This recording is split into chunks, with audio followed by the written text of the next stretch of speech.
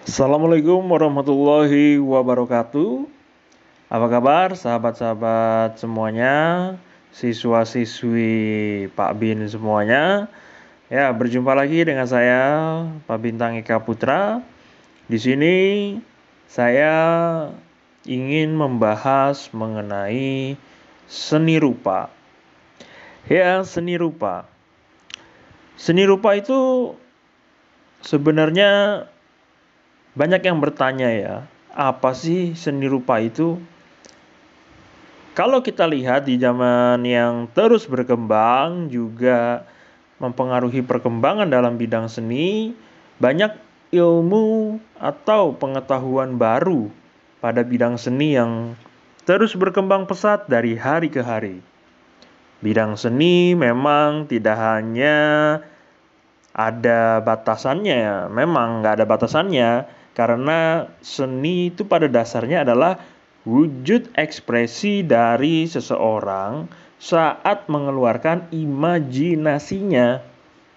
Ya, misalkan bisa berupa cerita, keindahan-keindahan, atau curahan hati menjadi sebuah karya seni. Itu bisa.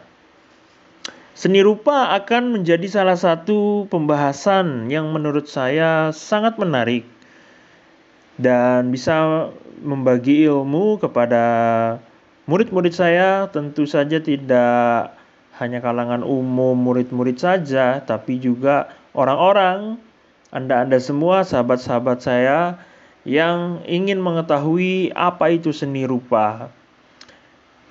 Baik, kita akan bahas ya. Seni rupa merupakan salah satu cabang ilmu kesenian dalam membentuk suatu karya seni dengan menggunakan media-media yang bisa ditangkap secara kasat mata dan tidak hanya itu sih, tapi juga bisa dirasakan, bahkan disentuh dengan indera peraba kita. Seseorang yang membuat atau menciptakan karya seni pasti menumpahkan ekspresi, keindahannya, cintanya, dan berbagai macam hal pada suatu media. Dan kemudian bisa langsung dilihat atau disentuh. Salah satu bentuk karya seni rupa adalah lukisan. Berbicara soal lukisan, seorang pelukis tentu saja harus mengeluarkan imajinasinya dan ekspresinya ya dari sebuah kanvas yang kemudian menjadi sebuah karya seni lukisan yang sangat indah. Tidak hanya itu, pelukis juga menambahkan berbagai macam corak warna yang semakin menambah nilai lukisan tersebut. Beberapa lukisan yang saking indah dapat membuat orang-orang yang melihatnya terpukau dan terhanyut dalam keindahan karya seni tersebut. Oleh karena itu, perlu kita ketahui bahwa tidaklah salah apabila seni rupa mampu membuat mata kita atau mata publik itu terhibur. Kalian harus tahu juga ya beberapa pengertian seni rupa menurut para ahli.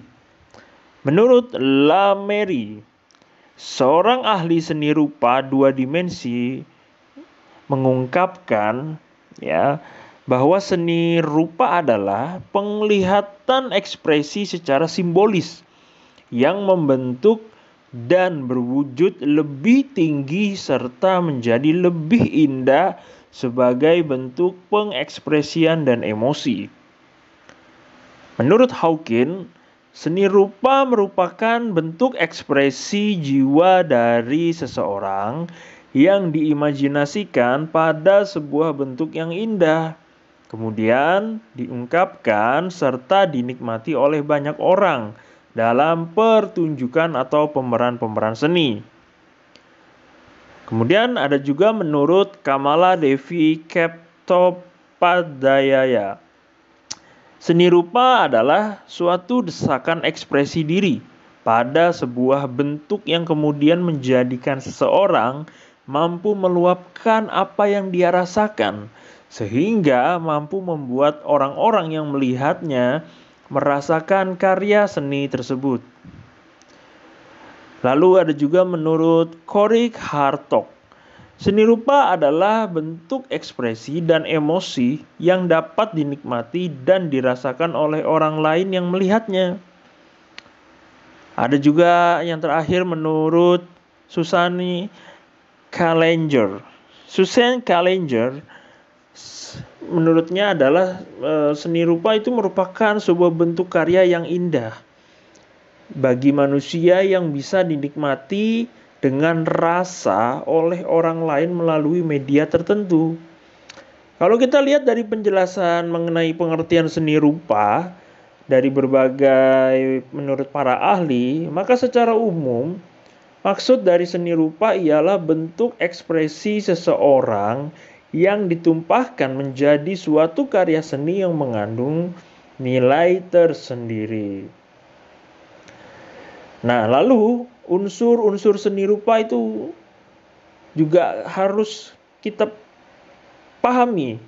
Dalam seni rupa terdapat beberapa unsur pembentuk. Lalu apa saja unsurnya? Ini dia. Yang pertama, garis. Unsur garis merupakan penghubung dari satu titik ke titik lainnya. Sebenarnya garis itu umumnya ada beberapa macam, yang mana garis-garis yang diciptakan tersebut kemudian membentuk watak atau ciri unik yang menjelaskan arti dari karya tersebut. Apakah karya tersebut bersifat keras, lentur, kaku, atau lainnya? Itulah garis. Berikutnya, selain garis ada bidang. Bidang itu adalah pengembangan dari garis yang apabila digabungkan bisa membentuk beberapa sisi pada hasil tersebut. Dan selain garis, bidang ada juga bentuk. Unsur yang satu ini berfungsi untuk memberikan karya seni menjadi lebih hidup. Jadi dengan menambahkan berbagai sentuhan serta detail yang sempurna, itu akan membuat objek atau suatu seni ya menjadi hidup, kemudian akan menghasilkan suatu karya yang indah. Berikutnya, selain bentuk ada juga ruang. Ruang memiliki dua sifat, yakni semu dan nyata. Dimensi yang dihasilkan dari kedua sifat unsur ruang tentu saja sangat berbeda. Apakah nanti menghasilkan karya dua dimensi atau tiga dimensi?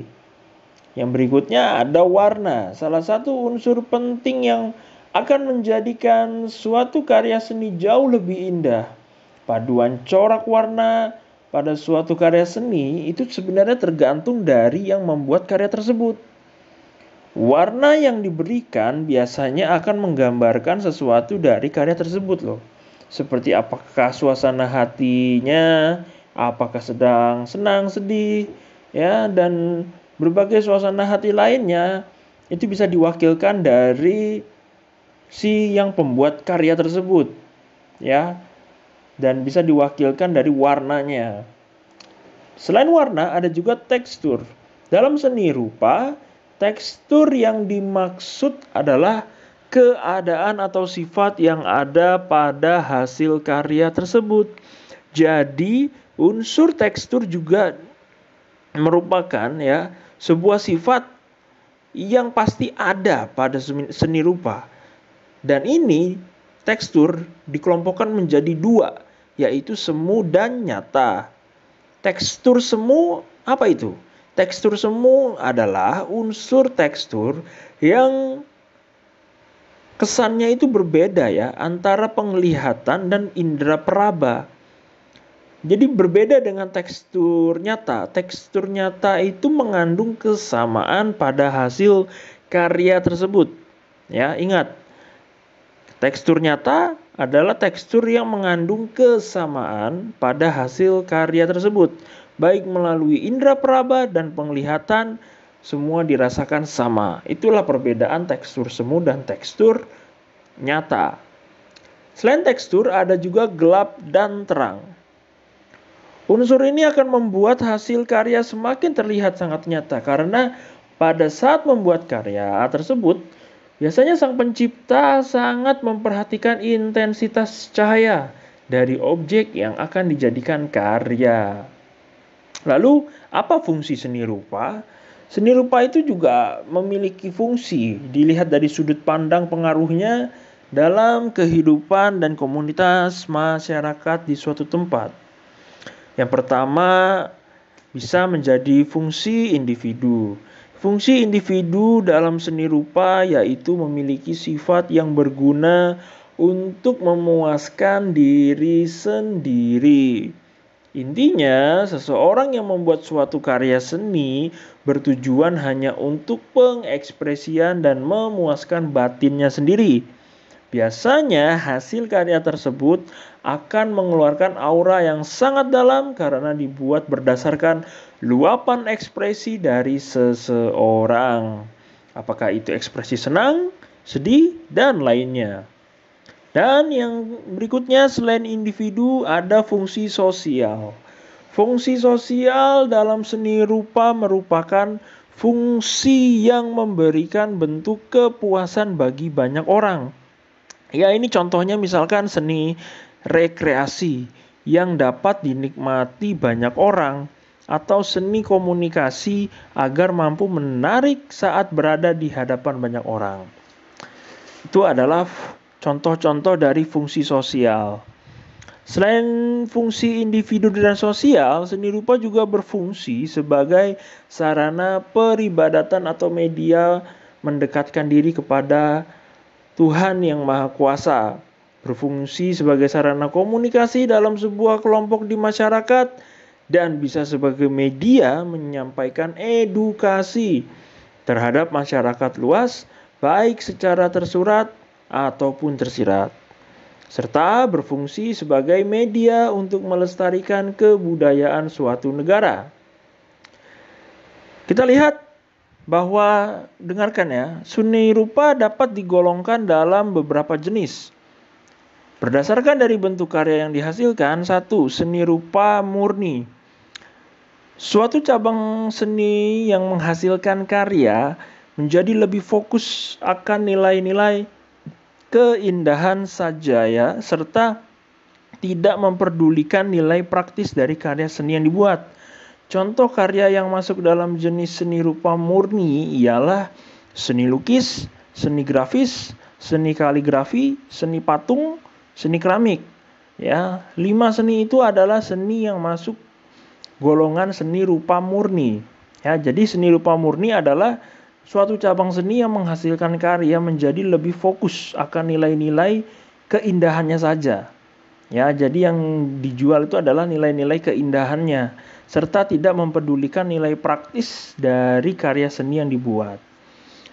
Selain seni rupa murni, ada juga golongan seni rupa yang disebut dengan seni desain.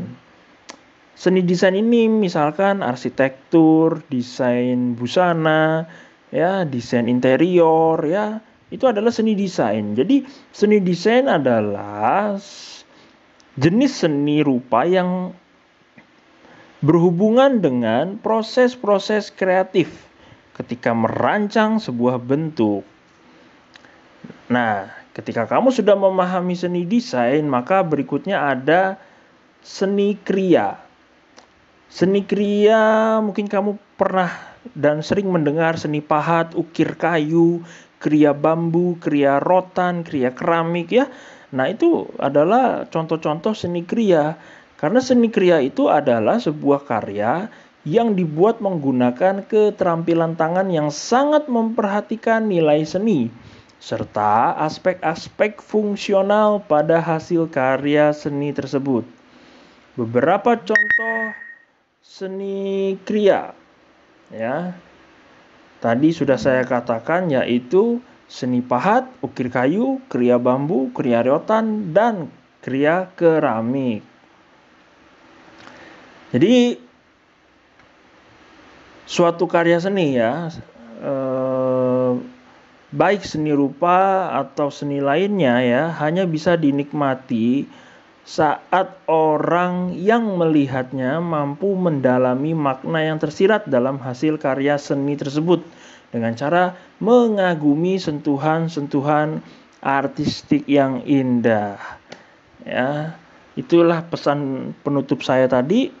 Ya, demikian artikel penjelasan saya. Terima kasih ya. Semoga video podcast ini bermanfaat untuk Anda ya. Assalamualaikum warahmatullahi wabarakatuh.